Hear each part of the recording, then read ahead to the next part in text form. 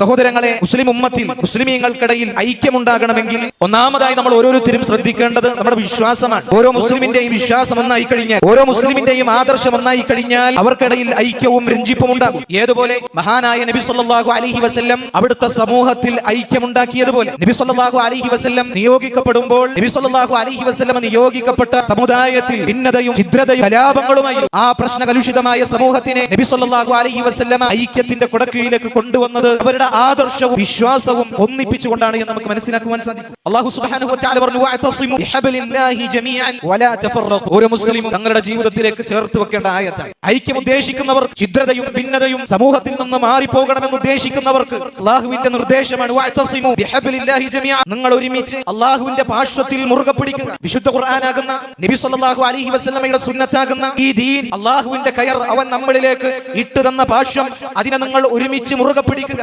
വലാ തഫറഖു, നിങ്ങൾ ഭിന്നിക്കുവാൻ പാടില്ല. വദ്കുറൂ നിഅമതല്ലാഹി അലൈക്കും ഇദ് കുൻതും അഅദാഅൻ ഫഅല്ലഫ ബൈന ഖുലൂബിക്കും ഫഅസ്ബഹ്തും ബിനിഅമതിഹി ഇഖ്വാനാ. അല്ലാഹു നിങ്ങൾക്ക് ചെയ്തു തന്ന ഓരോ അനുഗ്രഹവും നിങ്ങൾ ആലോചിച്ച് നോക്ക്. നിങ്ങൾ പരസ്പരം ശത്രുക്കളായിരുന്നു, പരസ്പരം പോരടിക്കുന്ന, കലഹിക്കുന്ന, യുദ്ധം ചെയ്യുന്ന ശത്രുക്കളായിരുന്നു നിങ്ങൾ. ഫഅല്ലഫ ബൈന ഖുലൂബിക്കും, ദീൻ കൊണ്ട്, ഇസ്ലാം കൊണ്ട്, ഒരേ ഒരു ആദർശം കൊണ്ട് അല്ലാഹു സുബ്ഹാനഹു വ തആല നിങ്ങളുടെ ഹൃദയങ്ങൾക്കിടയിൽ രഞ്ജിപ്പുണ്ടാക്കി. അസ്ബഹ്തും ബിനിഅമതിഹി ഇഖ്വാനാ, ദീൻ അല്ലാഹുവിന്റെ അനുഗ്രഹങ്ങൾ കൊണ്ട് നിങ്ങൾ പരസ്പര ഏകോദര സഹോദരങ്ങളായി മാറി. വകുൻതും അലാ ശഫാ ഹുഫ്റത്തിൻ മിനൻ നാർ ഫഅൻഖദകും മിൻഹാ, നിങ്ങൾ നരകത്തിന്റെ വക്കിലായിരുന്നു. ആ നരകത്തിന്റെ വക്കിൽ നിന്ന് നിങ്ങളെ ഇസ്ലാമിന്റെ വഴിയിലേക്ക്, രക്ഷയുടെ മാർഗത്തിലേക്ക് നിങ്ങളെ അല്ലാഹു സുബ്ഹാനഹു വ തആല രക്ഷിച്ചു. അല്ലാഹു സുബ്ഹാനഹു വ തആല ഈ ആയത്തിൽ വളരെ വ്യക്തമായി നമുക്ക് പഠിപ്പിച്ചു തരുന്നത് ഐക്യത്തിന്റെ മാനദണ്ഡങ്ങളാണ്.